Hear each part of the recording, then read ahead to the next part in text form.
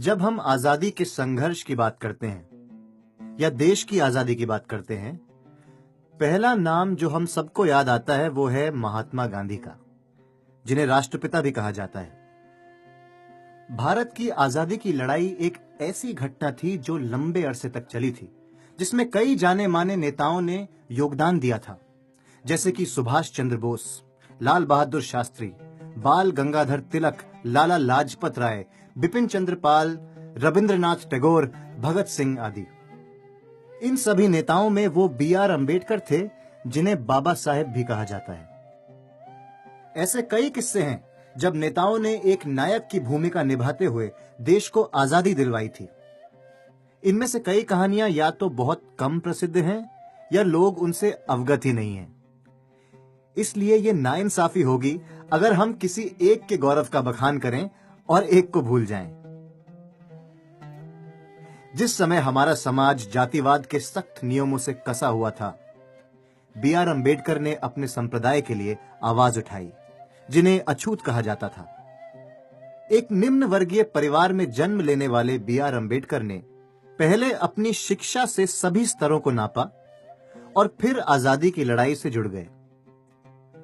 अपनी शिक्षा पूरी करने के बाद 1920 में अम्बेडकर ने एक साप्ताहिक मराठी अखबार शुरू किया। मूक नायक नाम का यह अखबार दबे हुए वर्गों की आवाज बना। आने वाले वर्षों में अम्बेडकर ने कई सभाओं में भाग लिया और सार्वजनिक भाषणों में निम्न वर्ग के उद्धार की बात की। 1924 में अम्बेडकर ने बहिष्कृत हितकर्णी सभा की खोज की, जिसके उद्देश्य थे शिक्षा, दबे हुए वर्गों का निर्माण और उद्धार। पिछड़े वर्गों को ऊपर लेने की उनकी कोशिशों ने कभी रुकने का नाम नहीं लिया। 1925 में उन्होंने अछूत बच्चों के लिए बार्शी में हॉस्टल खोले। अम्बेडकर ने अछूतों को चफदर टैंक को छूने की अनुमति दिलाने के लिए लड़ाई लड़ी और सन 1927 में महाड़ में सत्याग्रह की शुरुआत की। उन्हें इसलिए भी याद किया जाता है क्योंकि 1927 में उन्होंने समाज समता संघ की स्थापना की थी।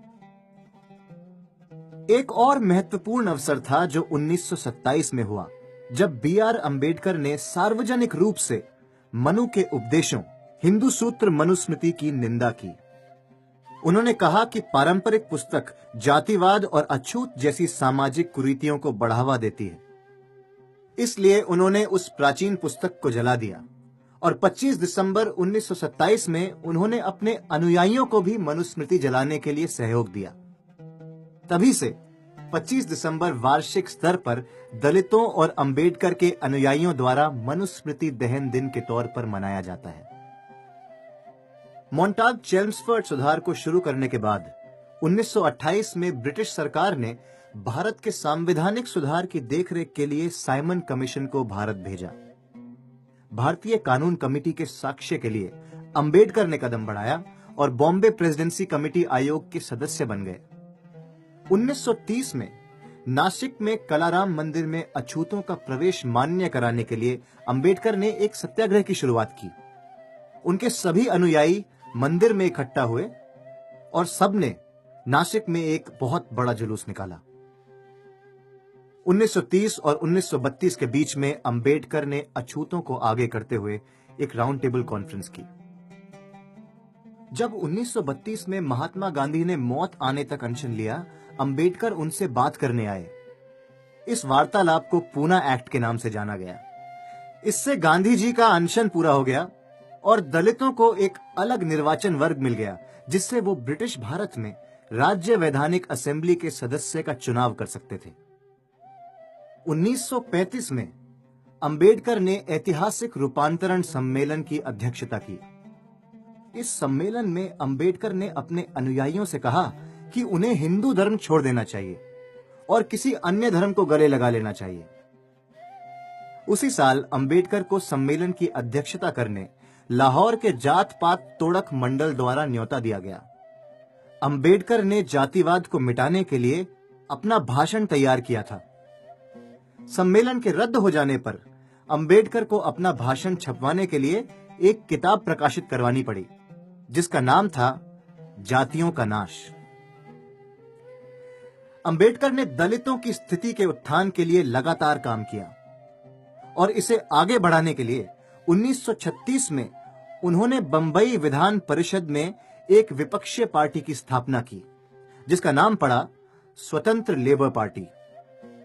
1935 में भारत सरकार अधिनियम के तहत आयोजित आम चुनाव में डॉक्टर अंबेडकर कुल 17 सीटें हासिल कर स्वतंत्र लेबर पार्टी के साथ बंबई विधान परिषद के सदस्य चुने गए। 1938 में जब कांग्रेस पार्टी ने एक बिल पेश किया जिसका प्रस्ताव था कि अछूतों को हरिजन यानी हरि की संतान का नाम दे दिया जाए, तो अंबेडकर विपक्ष से खड़े हुए। उन्होंने ये कहकर बिल की निंदा की कि एक नाम बदल जाने से अछूतों की स्थिति नहीं बदल जाएगी। जब रूलिंग पार्टी ने स्वतंत्र लेबर पार्टी को बड़े अंतर से हरा दिया, तब अंबेडकर के नेतृत्व में लेबर पार्टी असेंबली से बाहर निकल आई। उन्होंने श्रमिक मार्च निकाला और मांग की कि खोटी सिस्टम का उन्मूलन करने के लिए डॉक्टर अंबेडकर के बिल को मंजूरी मिले। उसी वर्ष अंबेडकर ने कई सभाओं को संबोधित किया और अहमदाबाद और नासिक के मनमाड़ जिले में रेलवे कर्मचारियों के बीच उनके हित में बोले। उन्होंने बॉम्बे असेंबली में इंडस्ट्रियल डिस्प्यूट्स बिल को भी समर्थन नहीं दिया, जिसने श्रमिकों के हड़ताल करने के अधिकार पर अंकुश लगाने की कोशिश की थी। उन्होंने कहा कि अगर स्वराज ही हमारा जन्म सिद्ध अधिकार है, तो कर्मचारियों के हड़ताल करने का हक भी उनका जन्म सिद्ध अधिकार है। इसके बाद उन्होंने बिल्डिंग ट्रस्ट और शेड्यूल्ड कास्ट इंप्रूवमेंट ट्रस्ट की भी खोज की। दलितों के हक का बचाव करने और उनके साथ हुई गलतियों को सुधारने डॉक्टर अंबेडकर ब्रिटिश सरकार और विपक्षीय पार्टियों से अपील करने लंदन गए। कॉन्स्टिट्यूएंट असेंबली में दिए अपने पहले भाषण में डॉक्टर अंबेडकर ने भारत को मजबूत और एकजुट करने का आह्वान किया। जब छुआछूत के उन्मूलन के लिए भारत के संविधान के आर्टिकल 17 को संविधान सभा में ले जाया गया और पारित किया गया, तब दलितों की सुरक्षा पर की गई अंबेडकर की कोशिशों ने एक सकारात्मक मोड़ लिया। भारत की आजादी के बाद doctor Ambedkar Bombay legislature Congress party द्वारा कॉन्स्टिट्यूएंट असेंबली के सदस्य चुने गए थे। वो आजाद भारत के पहले कानून मंत्री बने और उसके बाद उन्हें ड्राफ्टिंग कमेटी के लिए भी चुना गया। 29 अगस्त 1947 में उन्हें उस कमेटी का अध्यक्ष भी चुन लिया गया। अक्टूबर 1948 में उन्होंने कॉन्स्टिट्यूएंट असेंबली में संविधान का पहला ड्राफ्ट आगे रखा। कॉन्स्टिट्यूएंट असेंबली ने छुआछूत का उन्मूलन करने के लिए आर्टिकल 17 को चुना। फिर 1949 में कॉन्स्टिट्यूएंट असेंबली ने संविधान को स्वीकारा, जिसे फिर बाद में 26 जनवरी 1950 में लागू किया गया। डॉक्टर अंबेडकर ने, जो तब कानून मंत्री थे, हिंदू निजी कानून सुधार के लिए हिंदू कोड बिल को भी संसद के सामने रखा।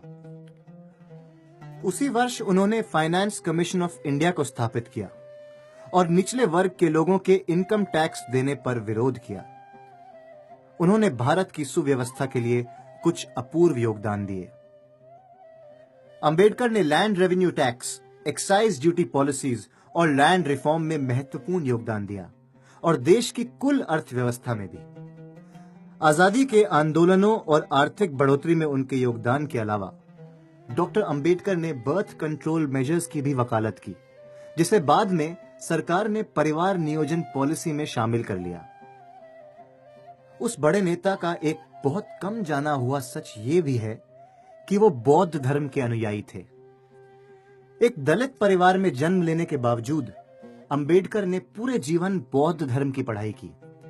उन्होंने न सिर्फ अपने अनुयायियों को इसे अपनाने के लिए प्रेरित किया, बल्कि खुद भी बुद्ध को पूरी तरह स्वीकार किया।